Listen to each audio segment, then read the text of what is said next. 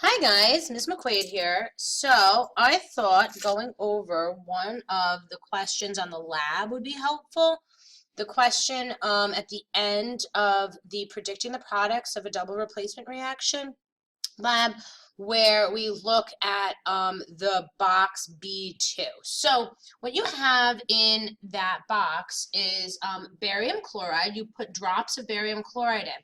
And in that little dropper bottle that I gave you, there was an aqueous solution. So in the aqueous solution, there were positive and negative ions that were moving around constantly.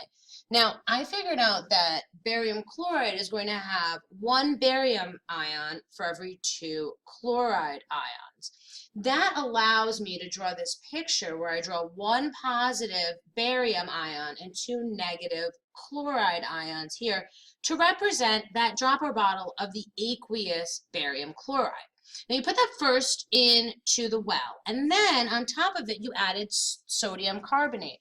So sodium carbonate is Na2CO3. We know it's aqueous because I gave you a solution. It was a dropper bottle. So Na2CO3, I'm going to break it apart to find that Na has a positive 1 charge and carbonate has a negative 2 charge. So therefore, I'm going to need 2 sodium ions for every 1 carbonate ion. So I've drawn here 2 positive sodium ions for every 1 negative carbonate ion. Now notice that in all of my boxes, since it's an aqueous solution, I've also added in my water molecules. So you'll notice that this positive ion, the cation ion, has a water molecule that has the oxygen side attached to it. Now the oxygen side of the water molecule we know is the negative side because look at all the electrons on this side of the molecule.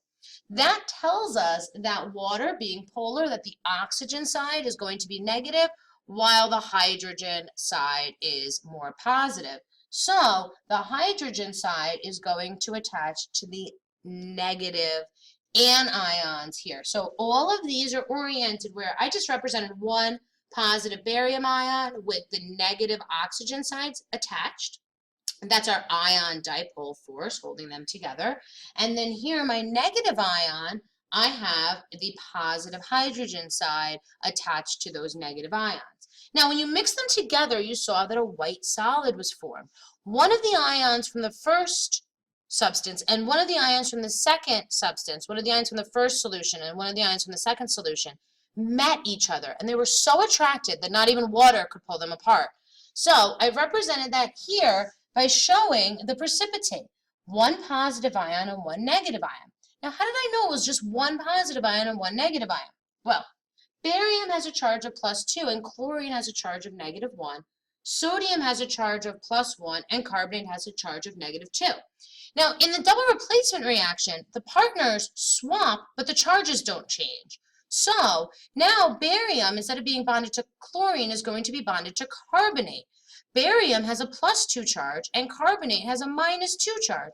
So that shows us that they're going to be in a 1-to-1 ratio. Sodium is going to swap its partner as well and bond with chlorine. Sodium and chlorine are going to bond in a 1-to-1 ratio because sodium has a +1 charge and chloride has a -1 charge. And then we're going to balance with the 2 to show that the 2 ions that were in solution, the chloride here, are still in solution on the other side, and to show that my 2 positive sodium ions are here, my 2 positive sodium ions, but they are physically combined, not chemically combined. So that's why I use a coefficient instead of a subscript. Here, I'm showing the solid at the bottom of the beaker, because the beaker, or in this example, it was the well plate. But I'm showing that the solid formed at the bottom because the positive and the negative are so attracted to each other, water cannot pull them apart. That's different from the aqueous solution of the positive sodium ions and the negative chloride ions. So this is what your picture should look like. You should include all of the positive ions, all of the negative ions, and water molecules interacting with each one.